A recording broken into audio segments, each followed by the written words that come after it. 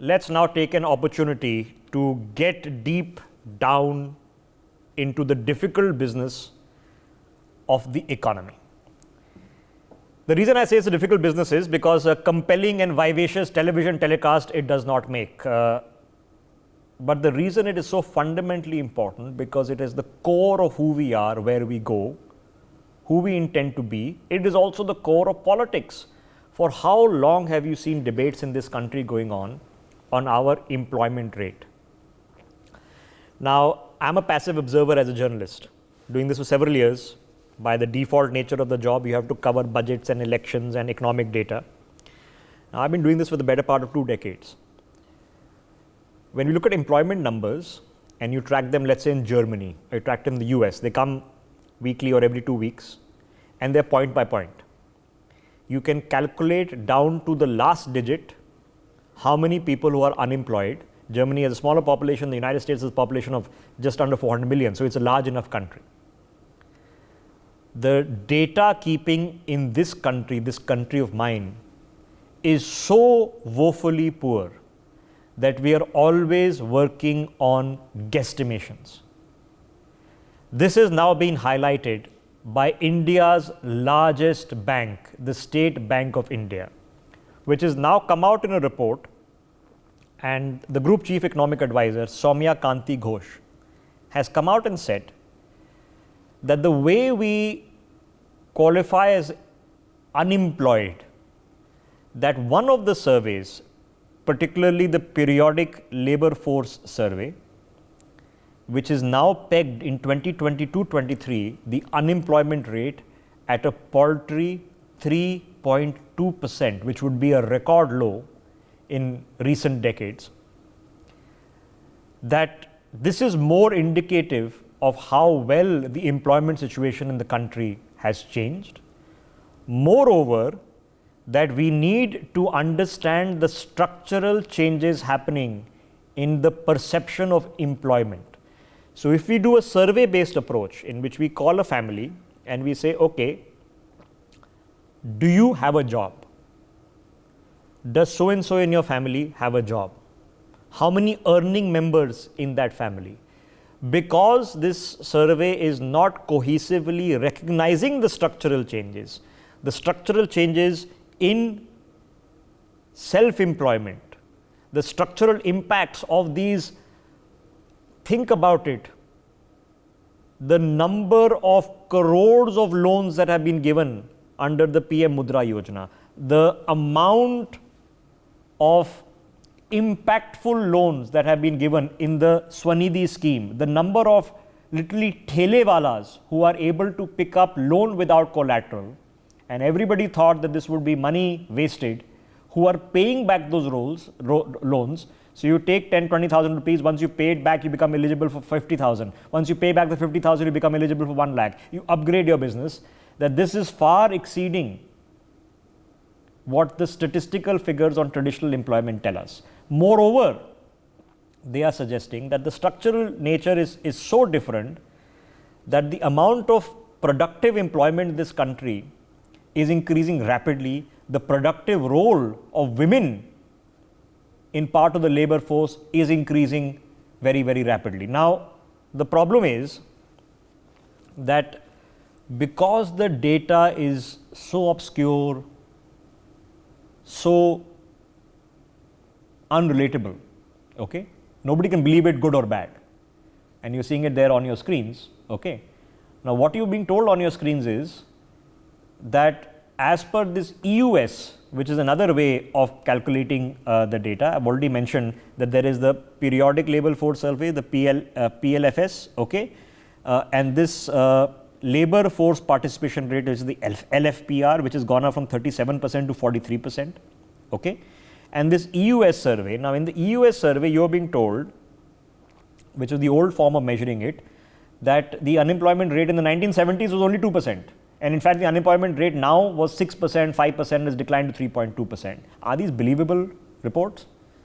So let's open up this conversation. It's not an easy conversation to have because, like I said, it can become highly technical, but it is the root of every home and hearth. because we can talk about GDP, but it has to apply to your homes, to your livelihoods, to your earnings, to your savings. Opening up this conversation, Ranjit Mehta is joining us. He's Executive Director of the PhD CCI. Dr. Jayjeet Bhattacharya, President of the Center for Digital Economy Policy Research. Sharad Kohli, Senior Economist, joining us on the broadcast as well. And Ansh Mehra is joining us. He's a young entrepreneur. So let me start with you quickly, Dr. Kohli. Now, unemployment rates, how many jobs that we are creating, how many jobs that are required at the very best in an important global economy like India, they are all guesstimations. Why is that, sir? Well, the answer, Rishabh, is very simple because in our country, for example, there is no system of, verifying, checking, tallying, adding, counting. I mean, I can take all ways and means. There is no system, and there has been no system in the past as well. We've been relying on CMIE. We've been relying on these private agency surveys. Sometimes micro surveys happen in certain states, which do reflect upon, and they can be extrapolated upon the mega picture. But a precise survey is not available. The fact of the matter is, Rishabh, at this point of time, we have about 25 to 30 crore families in the country. 142 crores, I'm assuming a 5-member family. So somewhere around 25 to, because we don't even have the census, 142 crores. We keep adding 2 crores every few months or every 6 months. But basically, we don't have the census right now. The families are about 25, 30 crores. Now, I assume and presume, Rishabh, that there is at least one family member who's employed in a family. That's my first point. Now, if you take 2 family members, you add up to total people who are participating in the economic activity to be around 50 crores, which is the data which I have been working on for the last many years, that we've got about 50 crore people out of 142 crore who are involved in the economic activity. Now, when I say who are involved in economic activity, I mean these are not necessarily the people who are employed. These are the people, this includes employed people, this includes the gig workers, this includes the self-employed, this includes the farmers who are working. Now, the problem comes when there is disguised unemployment. That is a family, because 60 to 70% of our population, Rishabh, is still dependent directly or indirectly on agriculture. So what happens when a family of 1 is required to sow a particular farm and there are 4 people working? So we call this as disguised. That is, we are not clear. In fact, you know what? A very interesting thing happened. I would like to mention here. Once I went to a village and I happened to speak to a few families. This was about 3 years ago, just before COVID. And I went there and I asked, I said, "Aapke ghar mein kitne log kaam karte hain?" I had gone for some purpose, and there was an economic angle to the trip. So you know what they said? This was a family of 6 people. Listen to the answer given to me. मैंने कहा, आपके घर में कोई बेरोजगार है? कहते नहीं जी, हम तो सारे के, all of us work in the field. मैंने कहा, आप सारे, how big is your field and how much do you earn? They said we earn 1 lakh rupees per annum, और हम 6 के 6 लोग घर उस फील्ड पे काम करते हैं. Now, what do you call this? I call this as disguised unemployment.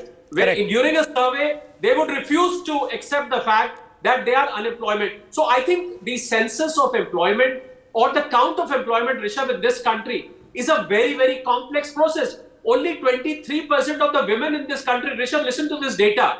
Only 23% of the women, which is half of our population, are participating in the economic activity. Now the rest of the women say we are not unemployed. So what do you do with that? So I think the problem and the complexity is in taking the count. Until or unless we have a final count, Rishabh, it will be very difficult to arrive at any policy. It will be very difficult to conclude on what is the situation on unemployment. It will be very difficult to conclude that how many people are actually looking for jobs, Rishabh.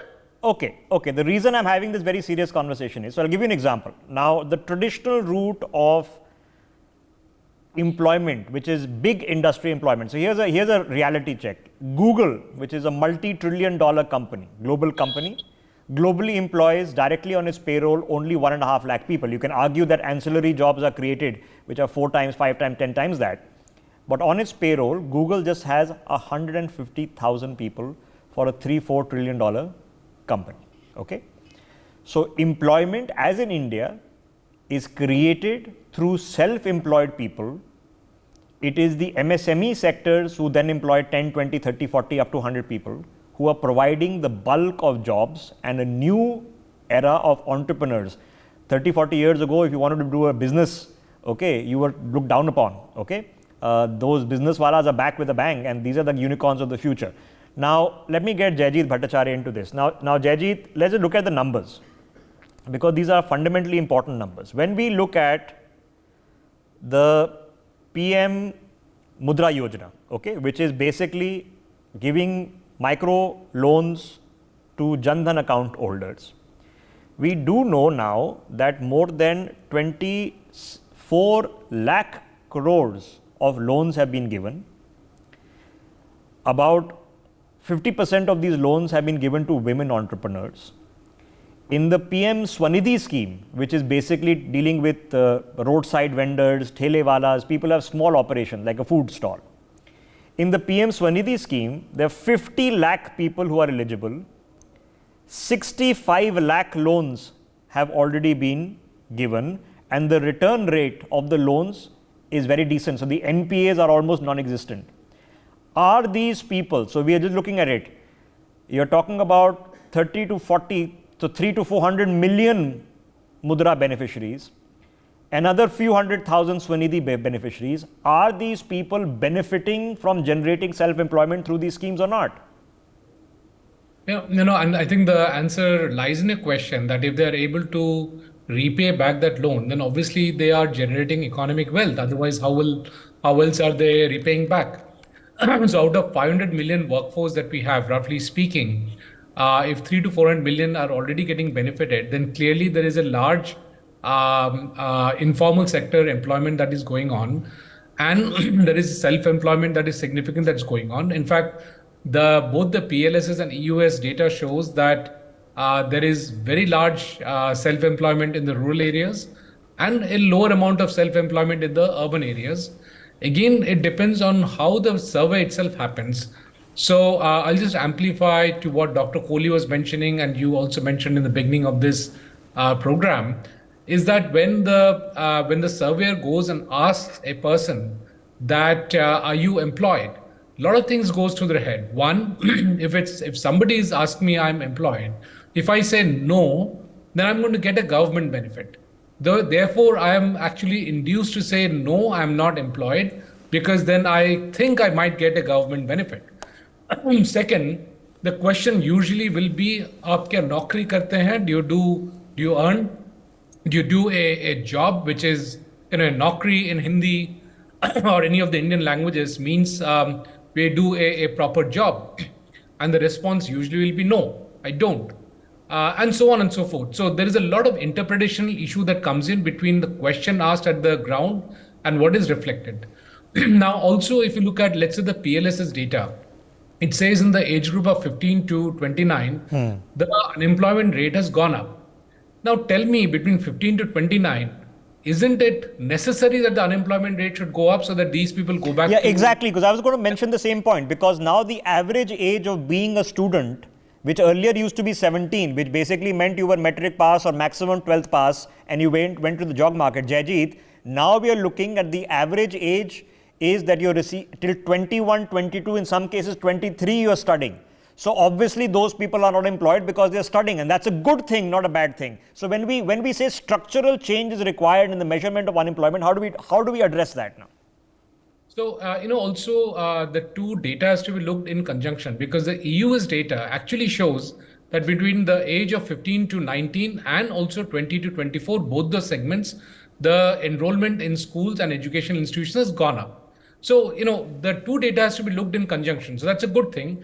And therefore, to the question that you're asking, we need to separate the data of those above 23, 24, instead of saying that my labor participation starts from the age of 15. That is not something that we should be celebrating. So, because obviously, if it's 15 to 23, they should be better be in schools and colleges rather than working in the fields, so that their productivity goes up when they actually enter the labor force.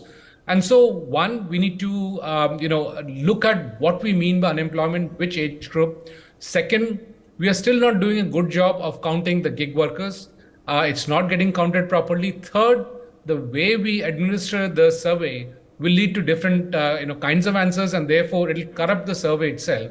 I think it's high time we spend a lot of effort into what is it that we're asking and what is it that we're getting back from the people, which then goes in as primary data for the survey. Okay, because because this is a sensitive issue, Jayajit ji, because policy has to be made on this logic, and of course politics is played on this logic. Employment, jobs is a big ticket political item, and we know elections are happening in the country right now, and bigger ones are coming up in a few months from now. Let me quickly, before I come back to you, and I have time to come back to you, let me quickly get Ranjit ji into this conversation. Ranjit ji, it's a straightforward question.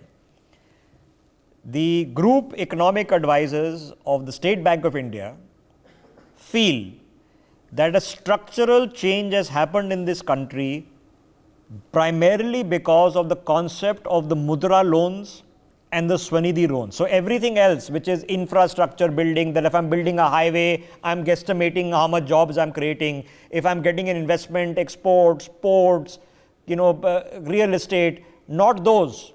We are talking about micro loans itself, which are just making people economically independent, whether they be thelewalas or they're buying a cow and selling milk. Is this a structural change in the Indian economy as we are seeing it or living it as we speak?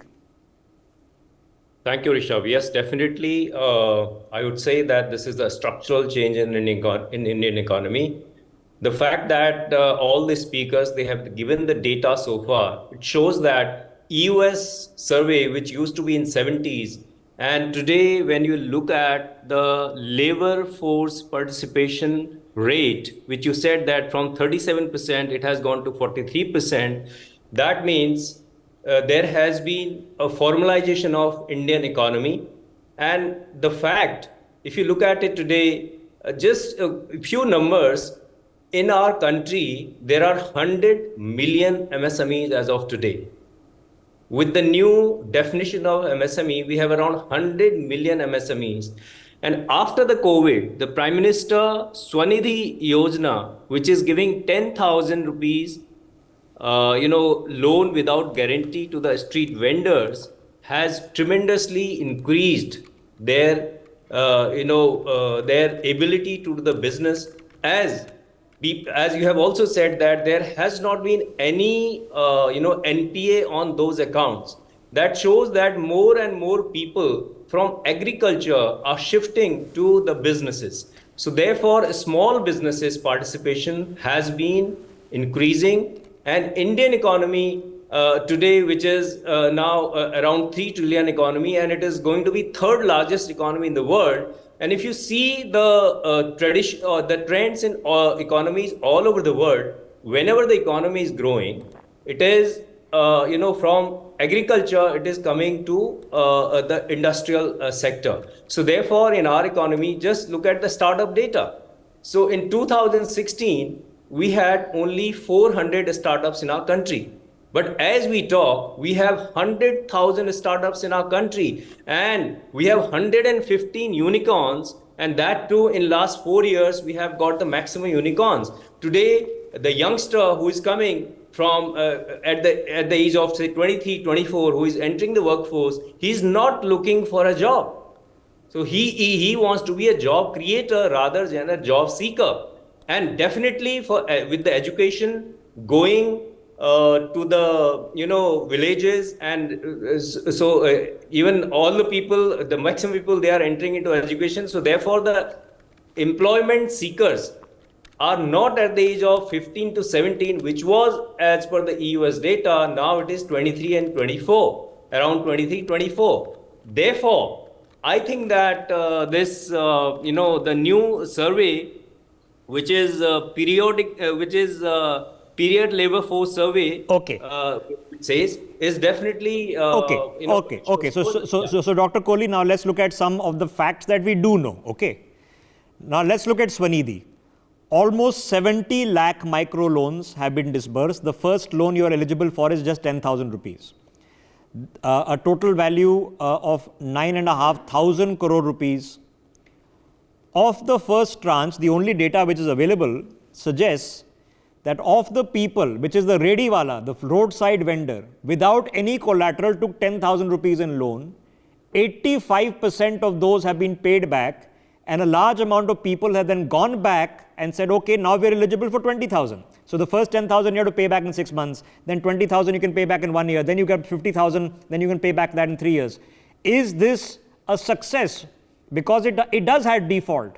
But if 85% of the rediwalas have paid back their loans without any collateral, is that a success? Well, obviously, I mean, if the money is coming back, obviously, where would he repay from? Because at the outset, if he had the money, he wouldn't have borrowed. But if he borrowed, he's taken it, if he's able to repay, obviously, there is some kind of money circulation happening, which means the ready which he has or whatever small little business he's, although, as far as mudra is concerned, I do know a lot of mudra beneficiaries who had bought the refrigerators and televisions for their home, and they have not put the money in use for the business. But then, I mean, assuming that let that be the case, even then, if the repayment of Swanidhi is good, it is definitely indicative of the fact that some kind of economic activity is being done. But Rishabh, the bigger problem lies, as I said, in the authenticity of the survey. There are two things. One is authenticity of the survey. Second is when things like Mudra and Swanidhi happen, where there has been a shortcoming here, which I would like to highlight. The shortcoming is we haven't been trailing the borrowers. Ideally, when a policy like this is made, what we should have done is we should have done a micro kind of trailing where each of these rediwalas or each of these mudra beneficiaries, for example, they should have been trailed to find out the end use of the money, because that would have done two benefits. One, it would have told us that where the money is being put to use. One. Two, it would have also told us that how much employment this person generated, whether he could meet both of his ends. First of all, he could manage his family. Or how many people? So I think we missed that trail. Okay. So the question we are all in agreement with, and I started the premise that our data gathering is so abysmally poor that we don't know what is happening. It's a guesstimation for anyone, including economists, including those in the SBI, including those in government. Okay, but within that guesstimation, and let me get Jayjeet into this. Jayjeet, so what is the Swanidhi? Swanidhi scheme is basically that I get a 10,000 rupee loan without collateral. Okay, I use that 10,000 rupee loan, I don't know, to buy biscuit packets and tea bags and tea and Maggie packets, and I start a ready. I am then selling them. I'm turning a small profit which is paying for my livelihood. Then I pay the loan back. You're basically buying stuff which you can sell, and you're getting things together. And I'm earning enough that I'm able to pay it back. If most of the people are paying it back, means they're earning enough and they're able to do it. Is this then, Jayjeet, a successful economic intervention, giving money in terms of loans like these? No, absolutely. So, the key point is that are we contributing to income enhancement or not? It's not about employment. It's not about jobs. It's about income enhancement. And clearly, if somebody is borrowing X and is able to return X plus certain percentage, that means that that person has earned X plus a significant more percentage, right? And therefore, we all know that India is a capital-starved country where MSMEs suffer, where large corporations suffer. And so clearly the micro entrepreneurs who are the rediwalas, the ones that you mentioned, Rishabh, are clearly suffering because they don't have access to capital. Okay. And hence, the data that you mentioned shows that the informal sector employment is going up, the self-employment is going up. But I also want to point out that EPFO data, which is the Provident Fund data, actually shows that even formal sector employment is going up. Yes. So the bottom line is 60% of the country is now self-employed. 60. Okay. Majority of the country is self-employed. Okay. Only 3.2%, which means that 96.8% of India's people have a source of livelihood. Does that mean all our economic problems are solved? No. Does it mean that everybody is sorted and should not aspire for more? No. But it shows that there are economic transformation, structural transformation happening at all levels. Now, if this was 20 years ago in Bangladesh, these kind of micro loan schemes would be winning a Nobel Prize in economics. Okay. So now let me get Ansh for a different perspective. Now, Ansh, I'm going to ask you some off-beat questions. So, till what age were you considering yourself that you were fully studying, that I wasn't working? Maybe I was working part-time doing internships, but my primary job was I was studying. Till what age was that? 21, 22? 21. So till 21 you were studying. So the 15 to 21 period in which you're technically supposed to be employed as per our data was 6 years spent in study. Do you think that 6 years was useful? I personally come from a very privileged background, but to be honest, even when we were studying, we saw this coming. That whatever we are studying is not going to be relevant in the real world. I personally feel that there's a huge backlog, huge amount of unawareness in the kind of skills that are being taught because the real world expects something completely different from what we are taught in our schools and colleges. Okay, so I'm highlighting a crucial point here, that 15 to 21 age group, and this it applies to me, and I'm sure it applies to every single person sitting on the panel. When we emerge out of college, not necessarily we had the job skills, we all had to learn on the job. So till 21 you're officially studying.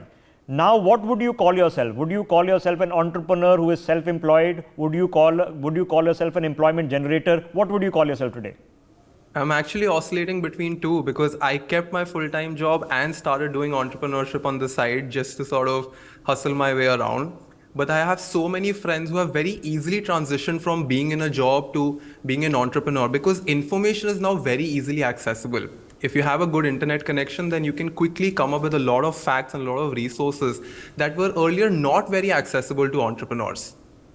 Okay.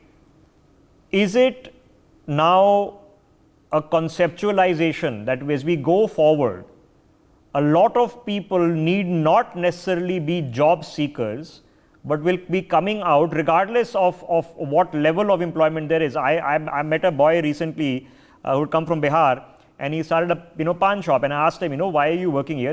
I can speak to people and we can get you a job. And he was very clear. He said, bhai sahab, naukri nahi karni, khud ka karna hai. I'm starting small, then tomorrow I'll open a thela, then I'll have my own permanent shop of mine, and that's my future. I don't want to do a job. He's very clear. Are you seeing more and more people taking that route, Ansh? 100%, and there are so many other influencers out there, right? More movies, more TV shows, more glorification of funding and startups. All of these things are now motivating the youth to just build something of their own. With Jio coming in, everybody has internet on their phones. So now that entire goal, even though the harsh reality is that it's very difficult to be profitable in your first year of entrepreneurship, but now because the information is so easily accessible, people now feel it more approachable. And when that happens, 100 people try, 60 fail, 40 survive, and in the end, 20 actually make it big. Okay, so let me get Ranjit ji back into this. And Ranjit ji, since the data is unreliable, okay, it is basic guesstimation, would you say that India's economic growth, as we now push to a $4 trillion GDP, is this translating into employment, self-employment or otherwise, and impacting and bettering people's homes and hearts? What do you feel? Definitely, Rishabh, if you see all the data around, see the kind of mobile phones that are people are using, the kind of life they are living, in the sense they have got awareness about the things and the kind of feelings they have about doing the startups. The youngsters, we are listening to Ansh, though he comes from a privileged background, but at the same time, even let me tell you that even in the villages, other places, people want to do business. You gave an example of a person from Bihar who was having a pan shop. This is actually a fundamental change in the thinking process of our youth, and this has happened seeing the success of our startups. The people who had come from nowhere, they are making big today. Like people like Oyo and other people, there are so many, Paytm, Oyo, all these people. These are the success stories which are inspiring millions of people in our country. And secondly, the information flow. It's true that the information flow to the people, to the last person in the queue, that is going. Therefore, people are aware. Okay. Yeah, but you and I discuss about the unicorns, right? Because the case studies which we now need to do is find the Rediwala who says that I took these 10,000 rupees, okay, I managed to set up my Maggie shop, and with my Maggie shop I earned this much. Now I've returned the money, I've taken a further loan. I'm going to use. So the question then, the closing thought Sharad Kohli becomes is that in the various ways of translating economic growth at a national level to per capita income, not just as a computation of GDP divided by population, but in every home, is these Are we seeing history in the making? Is Mudra, is Swanidhi, the cost, the micro loan methodology, is this structurally different as SBI claims it is? No, undoubtedly, Rishabh. These Swanidhi and Mudra are contributing to the progress. See, if we go into basic economics to pick up thoughts from where you left, when the GDP climbs at 6 or 7%, when we head towards 5 trillion, somebody asked me, GDP 5 trillion, so what does it give to me? I said, me and you, everybody's productivity, services, manufacturing adds up to GDP. So I think as the country progresses, you will see the fruits trickling down to the bottommost level. This is one point, without a doubt. But the problem is that with Mudra and Swanidhi and with startups, which my previous panelists refer, the fact of the matter is that 9 out of 10 startups fail as well. Yes. So the choice for a youth is whether I get a secured future and a job or I go for my own. Now, the answer lies, one, in success, two, in the quantum of returns. That how soon can he start making the same amount which he would have earned in a job. So if he finds the job easy, he goes towards the job. The moment he finds that he can make money from his own business, they will immediately switch. So I think it's a very dynamic situation. And as the country progresses, there is no doubt that the benefits are going to trickle down. So let's look at mass employment.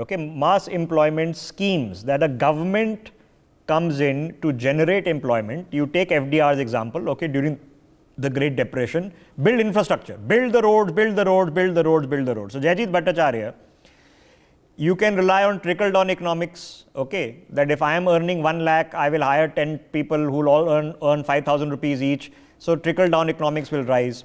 You can rely on infrastructure spending as a guesstimation that employment generation is happening. Or you can say that we are going to structurally build the future of India's economy by giving away micro loans to people to run and build their own businesses. Are we doing something structurally remarkable at a scale? Like I mentioned, things that have won Nobel Economic Prizes in Bangladesh 2 decades ago are happening at unimaginable scales here in India, 27-30 lakh crore rupees. So, Rishabh, India is 16% of the global population, 16% of humanity. We have the richest in the world and we have the poorest of the world. So we need everything that you mentioned. What we were doing till now was, putting in large amount of infrastructure or giving money to people as a, as a begging amount, not as capital to be self-sufficient where they can go and do the fishing rather than giving them a fish, as using the old adage. So what has happened now is that we are building infrastructure at a frantic pace, which is helping the industry grow, which is helping more people being absorbed into the industry and getting employment.